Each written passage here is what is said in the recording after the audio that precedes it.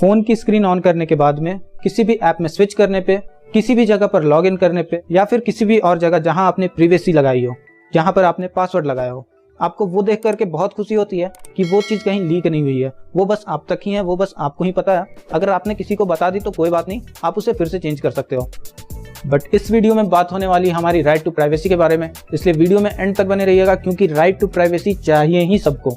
थोड़े से उदास जरूर हो जाओगे जब पता चलेगा कि राइट टू प्राइवेसी नाम की कोई भी चिड़िया हमारे कॉन्स्टिट्यूशन में नहीं है। मतलब हमारे जो भी फंडामेंटल राइट्स हैं, आप उनमें एसीपी प्रद्युमन बन के भी ढूंढ लोगे तो आपको वहां पे कहीं भी राइट टू प्राइवेसी नहीं मिलेगी। आजादी के बाद हम लोगों ने एक और लड़ाई लड़ी थी राइट टू प्राइवेसी की, जो कि हम लोग 2017 में लगभग जीत गए हैं। तो इसकी लड़ाई जब शुरू हुई थी उस वक्त पे जुडिशियरी बहुत ही कमजोर थी। यूं कह लें कि जुडिशियरी के पास में इस तरह के कोई केसेस आते ही नहीं थे। जब केसेस नहीं आते थे, जब एग्जाम्पल्स नहीं थे, तो वहां पर फैसले लिए जाते थे किताब के पन्ने पलट करके, जो दिखा वो कह दिया। बिना टाइम वेस्ट किए हुए चलते हैं केसेस में। सबसे पहले अगर हम लोग देखेंगे तो एमपी शर्मा का केस था। MP Sharma Dalmia group of company से रिलेटेड था केस। कोर्ट ने सरल साफ शब्दों में कह दिया कि देखिए, राइट टू प्राइवेसी नाम का कोई भी राइट नहीं मिला। अगर मिलता तो फंडामेंटल राइट्स में मेंशन रहता, इसलिए राइट टू प्राइवेसी कहीं भी नहीं है। इसलिए आप लोग को टाटा बाय बाय, आप लोग जाइए घर। यहाँ से कोर्ट से राइट टू प्राइवेसी के नाम पे धोखा पाने के बाद में वो लोग हताश निराश पहुंच गए थे अपने घर। 1962 इस समय जब यूपी के खड़क सिंह जी अपने बैल्कनी में ब्रश करने गए तो वहां पर उनको दिखा क्या, नीचे पुलिस की वैन, पुलिस वाले उनके घर के आसपास।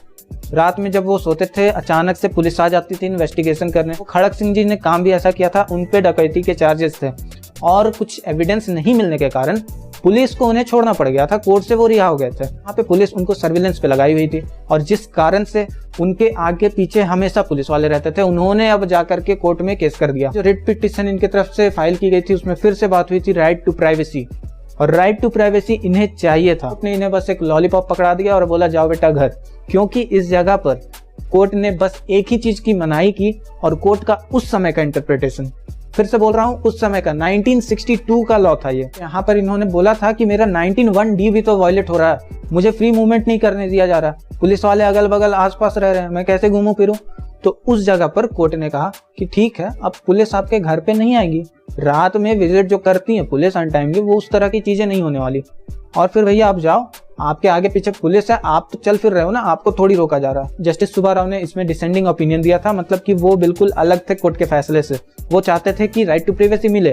और 1962 की बात कर रहा हूँ, उस समय उन्होंने कह दिया था कि अगर आप लोग किसी को सर्विलेंस में रखते हो तो वो फ्री मूवमेंट कैसे हुआ, वो मूवमेंट फ्री कैसे हुआ।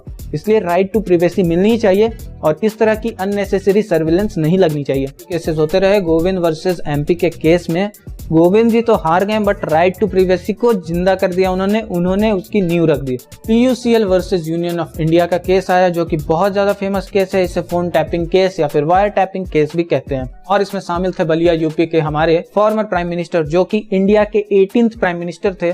कमेंट सेक्शन में उनका नाम बता देना अगर आपको पता हो कि इंडिया के 18th प्राइम मिनिस्टर कौन थे। इनके बारे में एक और खास बात बता दूं कि ये जो प्राइम मिनिस्टर थे हमारे, इनके साथ साथ 27 और पॉलिटिशियन का भी फोन टैप हुआ था। और ये जो प्राइम मिनिस्टर थे, इंडिया के फर्स्ट ऐसे प्राइम मिनिस्टर थे जिन्होंने अपनी लाइफ में कभी भी किसी गवर्नमेंट ऑफिस में सर्विस नहीं दी थी। इन लोगों ने केस कर दिया कि हमारा जो टेलीफोन है वो टैप किया जा रहा है। तो सीबीआई की इंक्वायरी बैठी, सीबीआई ने सही पाया चीजों को, कोर्ट ने इसमें राइट टू प्राइवेसी का इंटरप्रिटेशन कर दिया। सवाल ये उठा था कि टेलीग्राफ एक्ट का सेक्शन 5(2) तो यही बोलता है कि हमारी गवर्नमेंट कर सकती है, गवर्नमेंट के पास ओवरराइडिंग पावर है कि हमारा फोन टैप कर सकती है। नया चीज ऐड हो गया टेलीग्राफ रूल्स में, और वो यही बताता है कि बिल्कुल एक्स्ट्रा ऑर्डिनरी सिचुएशंस में ऐसा काम करवाया जा सकता है, और जो परमिशन होगी वो भी यूनियन लेवल के ऑफिसर्स देंगे। लास्टली फिर हम लोग देख लें तो आधार का जजमेंट आया था, जो आधार पे प्राइवेसी का क्वेश्चन उठ रहा था। 2017 में कोर्ट ने इसमें फैसला दिया और राइट टू प्राइवेसी के बारे में बोला कि राइट टू प्राइवेसी है, और राइट टू प्राइवेसी आर्टिकल 21 में है।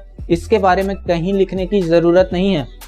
अब एक एक चीज के बारे में लिखने रहोगे तो ऐसे ही लॉन्गेस्ट कॉन्स्टिट्यूशन है, इसे और कितना बड़ा बनाना चाहते हो। नवतेज सिंह जौहर वाला केस यानी कि 377 वाला केस, तो उसमें भी राइट टू प्राइवेसी का ही मुद्दा था। ये अपनी प्राइवेट पर्सनल ओपिनियन थी, प्राइवेट पर्सनल चॉइसेस थी, जिसको कोर्ट ने रिकॉग्नाइज किया। चलिए कुछ रियल टाइम एस्पेक्ट्स के बारे में जानते हैं राइट टू प्राइवेसी के बारे में। राइट टू प्राइवेसी को रिकॉग्निशन अब हर जगह से मिलने लगी है, और अगर आप अपनी प्राइवेसी को नहीं बचा सकते, मतलब आप अपने लोगों की प्राइवेसी को नहीं बचा सकते, तो आप एक डेमोक्रेटिक नेशन कहलाने के लायक नहीं हो। आपका जो भी कॉन्फिडेंशियल डेटा है वो बस आप चाहते हो कि आपके पास ही रहे। सोशल मीडियाज ने इस पे बहुत बड़ा कदम उठाया जो कि हम लोग ऐसे नॉर्मली इग्नोर कर देते हैं, बट सोचने वाली बात है कि व्हाट्सएप पे लास्ट सीन को हटाने का ऑप्शन भी इसलिए दिया गया। डीपी, स्टेटस सब में प्रिवेसी की ऑप्शन है।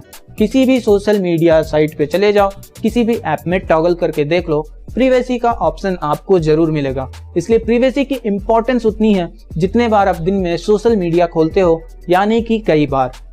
इंस्टाग्राम हो या फेसबुक या फिर हो आपका टेलीग्राम, हर जगह पे प्राइवेट अकाउंट्स के बारे में या फिर लॉक्ड अकाउंट्स के बारे में, आपके क्रेडेंशियल, आपके डिटेल्स कोई और ना देख पाए, सभी के बारे में ऑप्शंस दिए हुए हैं।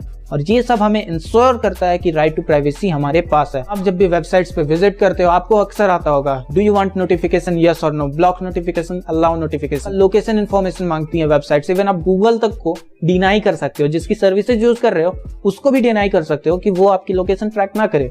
इसलिए राइट टू प्राइवेसी देखो कितना बड़ा इसका बेस है, इसका कितना बड़ा विजन है। एप्स इंस्टॉल करते हो साफ साफ लिखा रहता है अलाउ या फिर डिनाई, जिसमें परमिशंस रहते हैं। खोलने के चक्कर में ऐसे ही अलाउ कर देते हैं, और जिस ऐप को जिस चीज की जरूरत नहीं है उसे अलाउ नहीं भी करना चाहिए। और इसमें भी आपका राइट टू प्राइवेसी है। चाहते हो कि आपका डेटा एप्स यूज ना करे, आप उसे डिनाई कर दो।